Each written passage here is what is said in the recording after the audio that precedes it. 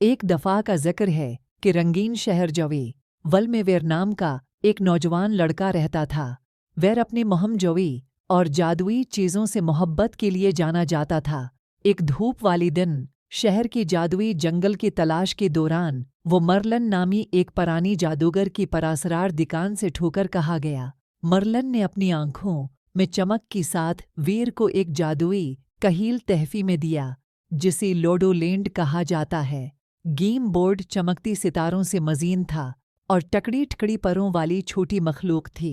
जैसी ही वेर ने जादुई डाइस को घुमाया, गेम में जान आ गई।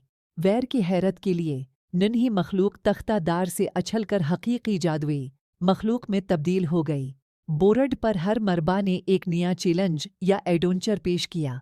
वेर और उसकी नई मिलने वाली दोस्त बशमूल शरारते लेकिन प्यारी लोडो, हिंसी और हैरत से भरी सफ़र पर रवाना हुए। उन्होंने बात करने वाली दरख्तों, दोस्ताना ड्रैगनों का सामना किया और यहाँ तक कि चंचल परियों के साथ रक़स किया। हर बार जब वेर ने डाइस को रोल किया, गेम ने एक जादुई कहानी को खोला। उन्होंने मिलकर फेलियों को हल किया, छपी हुई खजानी दरियाफ़त की और अपनी हिंसी से अदास दनों को रोशन किया। लेकिन हर मुहिम जोई की तरह वहाँ भी चैलेंजेस थे। बदकिरदार चड़ील ने मज़्ज़ी को रोकने के लिए जादू करने की कोशिश की, लेकिन अपनी जादुई दोस्तों और लोडो की चालाक चालों की मदद से वेर ने हर रुकावट को उबूर किया। जैसी ही उनकी आखिरी कहील पर सूरज गुरूब हुआ, मर्लन एक शकरगुज़ार मुस्कुराहट के साथ नमूदार हुए।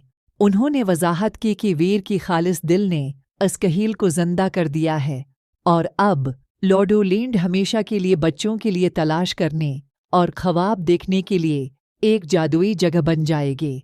अपनी छड़ी की लहर के साथ मर्लन ने वीर और उसके दोस्तों को वापस जवाई वल भेज दिया, लेकिन उनके जादुई सफ़र की यादें उनके दिलों में रहीं। इस दिन के बाद से जब भी बच्चे कहील कहीलने के लिए जमा होते, लोडोलैंड का जादू पूरी जवाई वल शहर में खुशी, हिंसी और दोस्ती का जादू फैलाता रहा। और यूं वेर का अफसाना और जादुई लॉडो गेम जिंदा रहा, जिसने बच्चों की नस्लों को आम लम्हात में छपी गैर मामूली जादू पर यकीन करने की तरगीब दी। अल्लाह हाफिज़। प्यारी बच्चों, मिलती हैं अपनी अगली कहानी में।